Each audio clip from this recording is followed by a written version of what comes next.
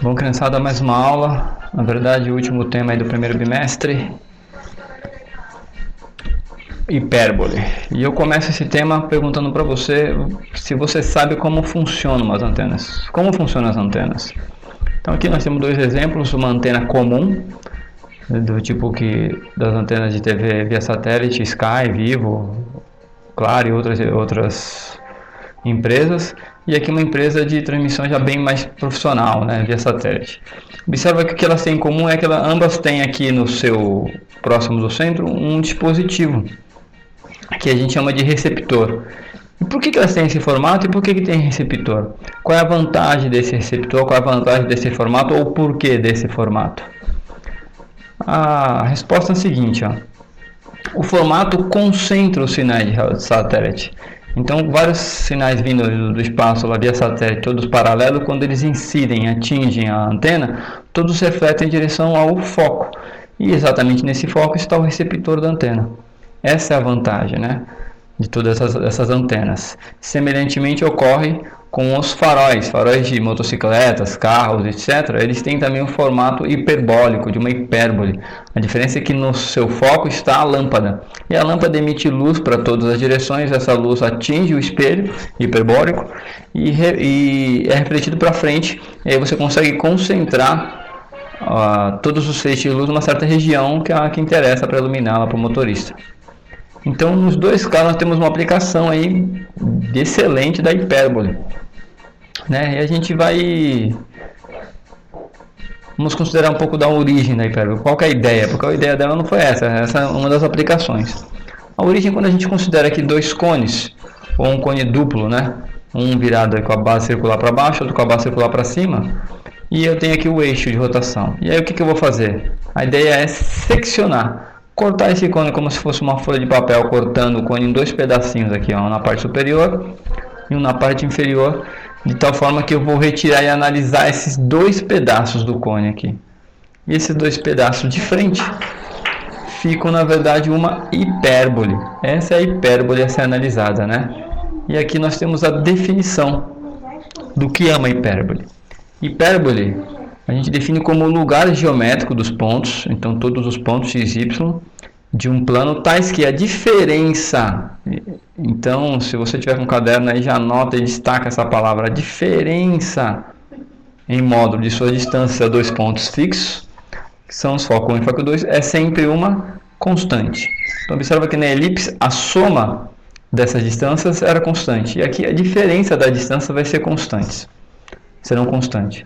Eu tenho projetado aqui para vocês uma hipérbole, né? Temos aqui os seus dois focos, os dois vértices, que nós vamos falar um pouco mais. Então, nós temos aqui a distância do foco 1 até o ponto P e a distância do foco 2 até o ponto P também. Vou chamar aqui de distância 1, para não ficar sendo repetitivo, valendo 7,48, e a outra distância 2, 3,48. Então eu vou variar aqui o ponto P de lugar, ó. Vou colocar em números inteiros para ficar mais fácil para a gente calcular. Aqui a distância 1, 7, a distância 2, 3. Qual é a diferença de 7 com 3? Né? 7 menos 3 dá 4. Se eu botar exatamente aqui, ó, sobre o vértice, a distância 1 dá 6, a distância 2 dá 2. Então 6 menos 2 também dá 4. Exatamente essa característica. Ó. Qualquer lugar que eu colocar o ponto, a diferença entre as distâncias vai ser sempre 4. 8,01 menos 4,01 dá 4 também. Em qualquer lugar que eu coloque o ponto P, a diferença entre as distâncias 1 e 2 vai ser sempre 4. Isso, claro, isso para esse exemplo de hipérbole. Qualquer ponto que eu ponha na hipérbole, a diferença entre essas distâncias vai ser sempre uma constante. É isso que caracteriza uma hipérbole. Então, continuando com o conceito aqui, nós vamos analisar os elementos de uma hipérbole. Tem uma hipérbole projetada aqui no plano cartesiano já. Os seus primeiros elementos são os seus pontos. 4 são os pontos a ser observados. O primeiro deles é o foco, a gente já conhece da elipse. Aqui foco 1 e foco 2. O segundo ponto é o centro, representado aqui pela letra O, que fica exatamente no centro da hipérbole, ou no centro da elipse que estaria por aqui, ou no centro da circunferência, são pontos de mesma ideia. Aí aqui vem a principal diferença. O A é o vértice do eixo real desta hipérbole. Aqui, ó, vértice A1 e A2, portanto, esse eixo que está na horizontal, nesse exemplo, é o eixo real, que é o eixo que pode ser visto, medido e calculado. E no ponto B eu vou ter o vértice do eixo imaginário. Imaginário porque ele é uma distância imaginária onde a gente encontra um triângulo retângulo, mas ele não consegue ser, não dá para ser visualizado na hipérbole pelo estudante de forma comum. Esses são os 3 pontos iniciais. Logo na sequência eu tenho 3 distâncias a serem estudadas aí, ó. O Azinho, que é a distância do ponto A ao ponto O. Então está aqui representada na figura, ó, o Azinho, distância do centro até o vértice do eixo real.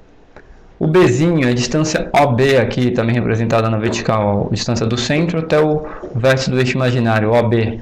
E o Czinho, que é a distância AB. Essa distância AB, ó, aqui, ó, ela vai ser a hipotenusa do nosso triângulo retângulo, onde nós vamos aplicar aqui por diversas vezes o teorema de Pitágoras. Vamos falar que assim como na elipse, a distância do O até o foco aqui, ó, essa distância também vale C, tá bom? E a gente vai usar essa ideia em alguns exercícios. Então vamos continuar aqui. Temos aqui a primeira hipérbole e a sua equação de hipérbole. Observa que nesse caso eu digo que a hipérbole está deitadinha, está na horizontal, ou seja, o eixo real ele é paralelo ao eixo X, né? A reta suporte aos focos é paralela ao eixo X, tá aqui, ó, F1 e F2 é paralelo, símbolo de paralelismo ao eixo X. E aí nesta equação, nesse caso nós temos o x menos x do centro ao quadrado sobre a ao quadrado menos y do centro ao quadrado sobre b ao quadrado igual a 1. Nessa forma ela está na forma reduzida. E aqui eu quero destacar hipérbole na horizontal, o x fica na frente. Ó, hipérbole na horizontal, a diferença do x aqui fica na frente. Por quê? Quando a hipérbole estiver na vertical, né, aí estou te falando que o eixo real aqui ou a reta suporte para os focos são paralelos ao eixo y, ela está em pé. A diferença é que o y vem para frente, ó. Y menos y0 ao quadrado sobre a ao quadrado. O que troca de lugar aqui é o x e o y, tá bom? Igual a 1. Lembra, na elipse o que troca de lugar é o a e b. Na hipérbole o que troca de lugar são x e y, aqui em cima, no numerador. Acaba a teoria e começam daqui para frente os nossos exemplos. Seguindo para os nossos exemplos do livro didático, página 164, exercício 14, diz assim: determine a equação da hipérboles com focos F1 e F2 e vértices A1 e A2, esses são vértices do eixo real.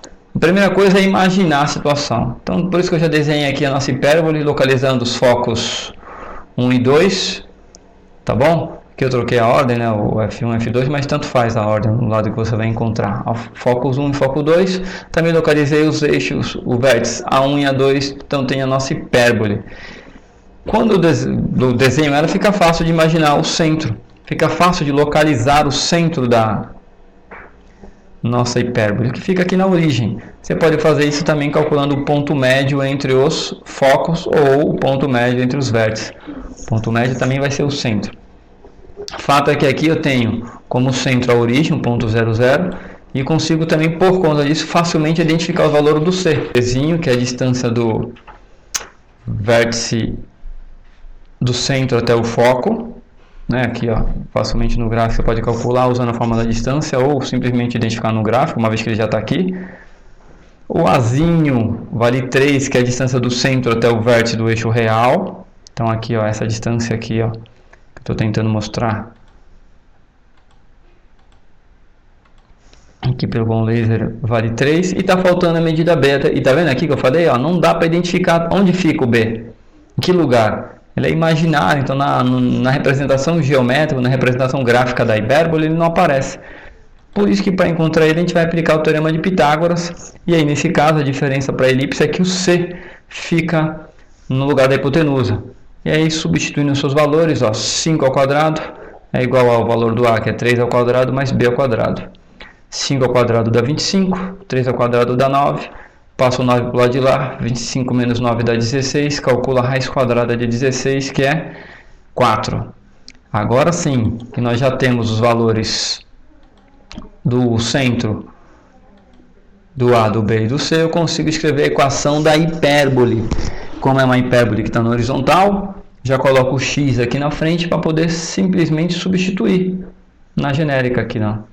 Copio o x, menos da fórmula, o x do centro que é 0, o valor do A, ó, veio daqui é 3, menos da fórmula de novo, o y, menos o y do centro que é 0, trago para cá o valor do b que é 4 ao quadrado igual a 1, e aí vou simplificar, x menos 0 dá x, 3 ao quadrado dá 9, y menos 0 dá y, 4 ao quadrado dá 16.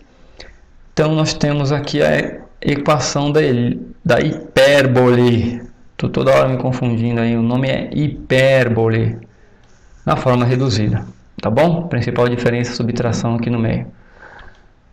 Mais um exemplo também do livro didático, o exemplo número 15. Então vamos lá. Determine a equação da hipérbole de focos 1 e 2 e de excentricidade C. Então aqui eu quero destacar que ele é um exercício que deu para a gente o valor da excentricidade. Essa excentricidade vale 3 sobre 2. Tá bom? Então, primeira coisa, o desenho aqui localizo aqui, ó. A hipérbole, o centro, ponto médio dos focos, por isso que eu já marquei aqui o ponto 0, 0. 6 para um lado, 6 para o outro, olha aqui uma simetria. O valor do Czinho aqui é 6, por que eu já anotei essa informação? Porque é a distância do centro até um dos focos. Ó, do 0 até o 6, o Czinho é 6. E aí eu vou usar agora a fórmula da excentricidade, que é C sobre A, para tentar encontrar o valor do A. Tá? Eu sei o valor do E, sei o valor do C.